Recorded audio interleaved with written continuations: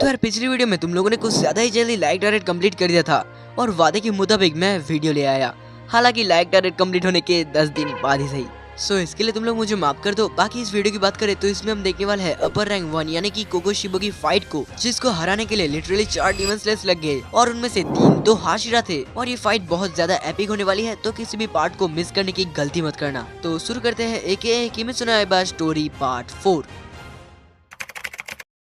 शुरू करते हैं सीधा मित्सुरी की फाइट से, जहां पर मित्सुरी ने नाकिमे को ढूंढ लिया था, जो कि पूरे इन्फिनिटी कैसल को अपने ब्लड डीमन आर्ट से कंट्रोल कर रही थी। वहीं ओबेना इसको देखकर कहता है ये तो अपर मून 4 है, लेकिन अपर मून 4 को तो मोइचिरो ने मार दिया था, तो क्या ये सिर्फ रिप्लेसमेंट है? वही मित्सुरी नाकिमे के ऊपर अटैक करती है और सोचती है कि शिनोबु ने उसकी लाइफ को सैक्रिफाइस कर दिया, जबकि वो तो उससे छोटी है, तो अब अपर मून 4 को मारना उसकी रिस्पॉन्सिबिलिटी होगी। लेकिन तभी नाकिमे, जो कि पूरे इन्फिनिटी कैसल को कंट्रोल कर रही थी, वो मित्सुरी के सामने एक दीवार खड़ी कर देती है, जिससे टकराकर मित्सुरी नीचे गिरने लगती है। लेकिन ओबेनाई उसे पकड़ लेता है, जिससे ओबेनाई के सामने मित्सुरी की बेइज्जती हो जाती है। जिसके बाद ओबेनाई मित्सुरी से कहता है अभी हमें नहीं पता कि हमारा ओपोनेंट क्या क्या कर सकता है, तो शांत रहने की कोशिश करो और ध्यान से देखो। जिस पर मित्सुरी को बहुत ही ज्यादा शर्म आती है और तब वो दोनों जिस डोर पर खड़े हुए थे, वो डोर नाकिमे के ब्लड डीमन आर्ट से खुल जाता है, लेकिन वो दोनों बहुत इजीली डॉज करते हैं। और तभी मित्सुरी जिस डोर पर खड़ी हुई थी, वो डोर अचानक से सीलिंग की ओर जाने लगता है, जिससे मित्सुरी की हालत बहुत ज्यादा खराब हो जाती है और वो कैसे न कैसे कर अपने आप को बचाती है, जिससे मित्सुरी समझ जाती है कि नाकिमे जैसे चाहे इन्फिनिटी कैसल को कंट्रोल कर सकती है। और इतना समझते ही मित्सुरी फिर से नाकिमे के ऊपर हमला कर देती है और अगेन नाकिमे उसके सामने एक डोर खोल देती है,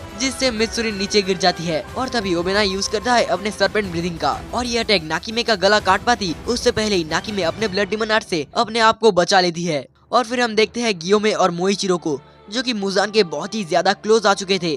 लेकिन तभी नाकिमे के ब्लड डीमन आर्ट से एक दीवार सीधा मोइचिरो को हिट करता है और उसे एक कमरे में फेंक देता है, जहां पर ऑलरेडी एक अपर मून था, और वो है अपर मून 1 कोको शिबो, जिसकी प्रेजेंस इतनी ज्यादा मैजेस्टिक थी कि मोइचिरो जैसे ताकतवर हाशिरा के पसीने छूट जाते हैं। और फिर कोको शिबो ट्रांसपेरेंट वर्ल्ड को देखते हुए कहता है कि इस बच्चे में कुछ तो बात है। जिसके बाद मोइचिरो सोचता है कि अपर मून 1 सारे डीमन से बहुत ही ज्यादा अलग है, और मोइचिरो ये भी नोटिस करता है कि उसके पास एक स्वॉर्ड भी है, तो शायद ये अपनी ह्यूमन लाइफ में एक डीमन स्लेयर होगा। जिसके बाद एकदम से मोइचिरो का हाथ कांपने लग जाता है और वो सोचता है कि वो इससे लड़ भी पाएगा या फिर नहीं। मोइचिरो अपनी तलवार निकालने की कोशिश करता है, लेकिन मानो उसकी बॉडी उसको लड़ने से मना कर रही थी। और एकदम से कोको शिबो उसका नाम पूछता है, जिसके जवाब में मिस्ट हाशिरा कहता है तो मोइचिरो। और तभी कोको शिबो समझ जाता है कि सुकीगुनी नाम अब एग्जिस्ट नहीं करता, जिस पर मोइचिरो कंफ्यूज था कि आखिर ये सुकीगुनी है क्या। जिसके जवाब में कोको शिबो कहता है ये एक लेजेंडरी सरनेम था, और जब मैं इंसान था तब ये मेरा सरनेम था। और फिर कोको शिबो एक बहुत ही बड़ा सच रिवील करता है कि तो मोइचिरो उसका ही डिसेंडेंट है। और ये सब सुनकर मोइचिरो बहुत ही ज्यादा शॉक रह जाता है और उसको यकीन ही नहीं हो रहा था कि वो अपर मून 1 का डिसेंडेंट है। और तो उसके मन में कई सारे सवाल आ रहे थे, लेकिन तभी मोइचिरो अपने आप को शांत रखने की कोशिश करता है, क्योंकि इस टाइम पर इन सब चीजों से कोई फर्क ही नहीं पड़ता है कि वो किसका डिसेंडेंट है और किसका नहीं है। और वो अपनी तलवार पर हाथ रखता है और अपने अटैक को लॉन्च करता है, जिसको देखकर कोको शिबो बहुत ही ज्यादा इम्प्रेस हो जाता है कि इतने इंटेंस माहौल में भी मोइचिरो ने अपने आप को शांत कर लिया है, और ऐसा सिर्फ एक सुकीगुनी ही कर सकता है। और इतना बोलते ही मोइचिरो अपने अटैक को लॉन्च करता है, जिससे obviously cocoa Shibo easily Dodge करता है और मोइचिरो की तारीफ करता है कि ये टेक्निक बहुत ही ज्यादा स्मूथ और एनहांस है, और उसको अपने डिसेंडेंट से ऐसी ही उम्मीद थी। जिसके बाद मोइचिरो लॉन्च करता है mist breathing sea of clouded, जो कि अगेन बहुत ही स्मूथ था।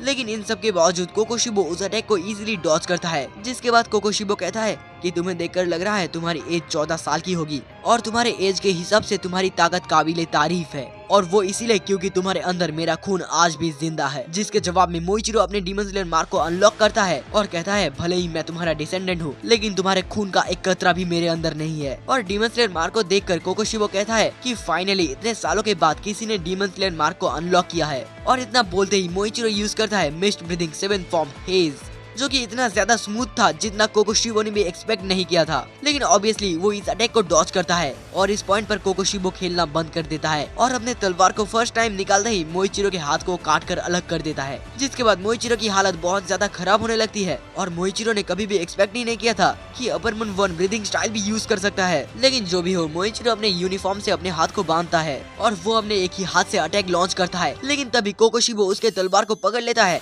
और उसी की तलवार से उसके चेस्ट में घुसा देता है और तो और उसे एक पिलर में टांग देता है। जिसके बाद कोकोशिबो उसे एक ऑफर देता है कि अगर वो एक डीमन बन जाएगा तो उसका हाथ फिर से रीजनरेट हो जाएगा और इजीली वो एक अपर मून बन सकता है। और अगर मुजा ने उसे एक्सेप्ट कर लिया तो वो जो चाहे वो कर सकता है और उसे किसी भी चीज से डरने की कोई जरूरत नहीं है। लेकिन मोइचिरो, जिसे बहुत ही ज्यादा दर्द हो रहा था, उसे समझ ही नहीं आ रहा था कि वो यहाँ से निकले कैसे। और तभी उस रूम में एंटर करता है गेनिया शिनाजुगावा, जो कि कोकोशिबो पर अपने गन से एम करता है और जैसे ही वो गोली चलाता है इंस्टेंटली कोकोशिबो उसके पीछे आ जाता है और कहता है क्या उसने सही कहा। और तभी गेनिया को रियलाइज होता है कि वो गोली चला पाता उससे पहले ही उसका हाथ कट चुका था, जिसे देखकर मोइचिरो घबरा जाता है। जिसके बाद गेनिया अपने तलवार को निकालता है और कोकोशिबो पर अटैक करता है, लेकिन फिर से कोकोशिबो उसके दूसरे हाथ को भी काट कर अलग कर देता है। और यही नहीं, कोकोशिबो ने उसकी बॉडी को 2 हिस्सों में बांट दिया था, जिसे देखकर मोइचिरो अपनी पूरी ताकत लगा देता है खुद को बाहर निकालने के लिए, लेकिन वो कुछ नहीं कर पाता। और वही कोकोशिबो को बहुत ही ज्यादा अजीब लगता है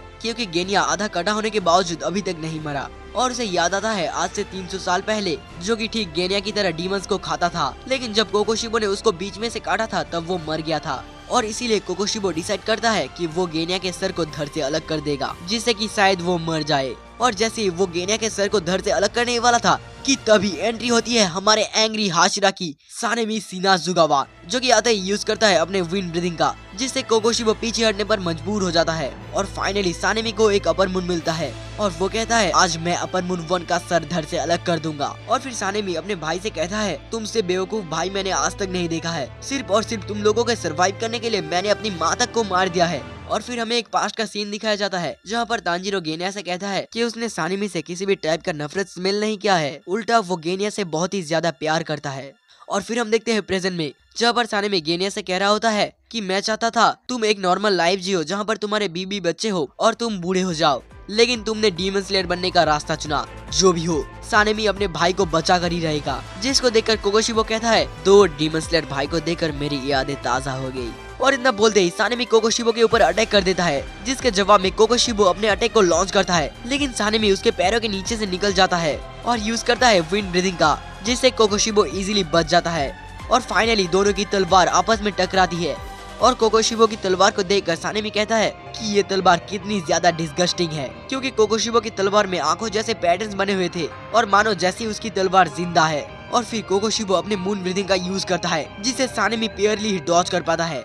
जिसके बाद सानेमी यूज करता है विंड ब्रीदिंग 3rd फॉर्म का, जिसको कोकोशिबो अपने मून ब्रीदिंग से काउंटर कर देता है। और तभी कोकोशिबो नोटिस करता है कि सानेमी के पास काफी ज्यादा पावर्स है। वही सानेमी कोकोशिबो की पावर्स को देखकर बहुत ज्यादा हैरान था और कहता है कि ये डीमन एक वर्थ किलिंग डीमन है। जिसके बाद सानेमी यूज करता है wind breathing 2nd form purifying wind clause, लेकिन कोकोशिबो इस अटैक को भी इजीली काउंटर कर देता है। और जैसे ही वो ऊपर देखता है तभी सानेमी उस पर हमला करने ही वाला था, लेकिन कोकोशिबो उसके अटैक को ब्लॉक कर देता है। और इस पॉइंट पर सानेमी के पास एक और सरप्राइजिंग अटैक था। वो गेनिया की तलवार को अपने पैरों से पकड़ता है और कोकोशिबो के गले पर अटैक करता है, लेकिन कोकोशिबो इसे भी डॉज करता है।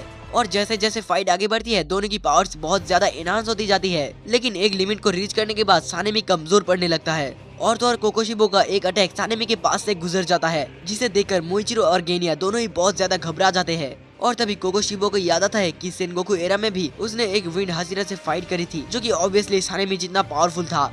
जिसके बाद कोकोशिबो यूज करता है अपने मून ब्रीथिंग 6th फॉर्म का और ये अटैक सानेमी को डायरेक्टली हिट करता है। और सानेमी जो कि कुछ समझ नहीं पा रहा था कि अभी भी हुआ क्या। जिसके बाद कोकोशिबो उसकी तारीफ करते हुए कहता है तुम जरा सा भी हिले तो तुम्हारे बॉडी से ऑर्गन्स बाहर निकल जाएंगे। लेकिन तभी कोकोशिबो को अजीब सी फीलिंग आने लगती है और वो कुछ समझ नहीं पा रहा था। जिस पर सानेमी कहता है मेरा ब्लड बहुत ही ज्यादा रेयर ब्लड है और सभी डीमंस इसको खाना चाहते हैं। जिसके बाद सानेमी कोकोशिबो पर हमला कर देता है और हंसते हुए कहता है मेरे ब्लड को एक अपर मून तक रेजिस्ट नहीं कर पाया। जिसे सुनकर कोकोशिबो कहता है ये बंदा सच कह रहा है। और फिर हम देखते हैं सानेमी की बैक स्टोरी को, जहाँ पर सानेमी को पहली बार पता चलता है कि उसका ब्लड कितना ज्यादा रेयर था। और जब उसके मॉम ने उसके ऊपर हमला कर दिया था तब सानेमी की ब्लड की वजह से वो अपने मॉम को मार पाया था। जिसके बाद सानेमी अपनी ब्लड की मदद से डीमंस को मारता गया और उसे सिर्फ यही पता था कि डीमंस को सूरज के सामने लाना पड़ता है और ये सब रात भर करना एक बच्चे के लिए बहुत ही ज्यादा मुश्किल था। और तो और सानेमी अपनी मॉम की वजह से कुछ हद तक ब्लाइंड हो गया था। जिसके बाद एक डीमन को मारते हुए सानेमी की मुलाकात होती है मासाचिका नाम के एक डीमन स्लेयर से,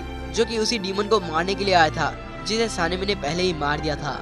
और बहुत कम टाइम में वो दोनों क्लोज फ्रेंड बन जाते हैं। जिसके बाद सानेमी को डीमन स्लेयर नाम का ऑर्गेनाइजेशन के बारे में पता चलता है और ये दोनों ही इतने ज्यादा पावरफुल हो चुके थे कि दोनों ने मिलकर एक लोअर मून को मार दिया था। हालांकि उस फाइट के दौरान मासाचिका की मौत हो जाती है और फिर हम प्रेजेंट में देखते हैं जहाँ पर सानेमी यूज करता है विंड ब्रीथिंग 6th फॉर्म, जो कि कोकोशिबो के पास से निकल जाता है, जिसे देखकर कोकोशिबो बहुत ही ज्यादा इम्प्रेस हो जाता है और ये कंक्लूजन निकलता है कि सानेमी ने अपने मसल्स को टाइट कर रखा है ताकि उसके ऑर्गन्स ना निकल जाए। और तभी कोकोशिबो सानेमी की तलवार को अपने पैर से पकड़ लेता है और फिर से हम देखते हैं एक फ्लैशबैक को, जब पर सानेमी पहली बार कागाया ओबियाशिकी से मिलता है और वो कागाया को स्माइल करते हुए देखता है और कहता है तुम बस डीमन स्लेयर को अपने फायदे के लिए यूज करते हो और खुद बस मेंशन में बैठे हुए रहते हो। जिसे सुनकर गियो में गुस्से से कहता है सानेमी शिनाजुगावा थोड़ी तमीज से बात करो, लेकिन तभी कागाया उसको रोक देता है और सानेमी से माफी मांगता है और कहता है कि वो बहुत ही ज्यादा कमजोर बॉडी के साथ पैदा हुआ है, इतना कमजोर कि वो तलवार को 3 से 4 बार से ज्यादा स्विंग नहीं कर सकता है और इसीलिए वो फिजिकली तो किसी काम का नहीं है, लेकिन उससे जो भी हो पाएगा वो सब करेगा। और तो और कागाया ये भी कहता है कि अगर वो मारा भी जाता है तो उससे कोई फर्क ही नहीं पड़ेगा क्योंकि उसके जान से ज्यादा डीमन स्लेयर की जान कीमती है।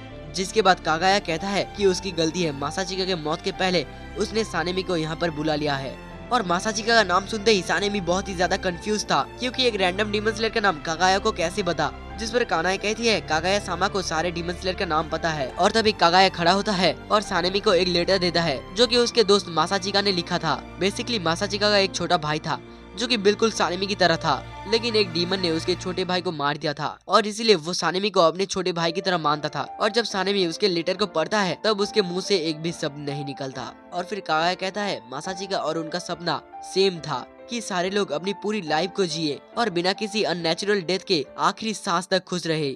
और फिर प्रेजेंट में हम देखते हैं कोकोशिबो जो कि सानेमी का गला काटने ही वाला था कि तभी सानेमी गेनिया के गन को बीच में ले आता है, जिससे ऑब्वियसली कोकोशिबो अपने तलवार को सामने ले आता है। जिसके बाद कोकोशिबो यूज करता है मून ब्रीथिंग 3rd फॉर्म का, लेकिन वो अटैक सानेमी को लग पाता उससे पहले ही सानेमी वहाँ से गायब हो जाता है।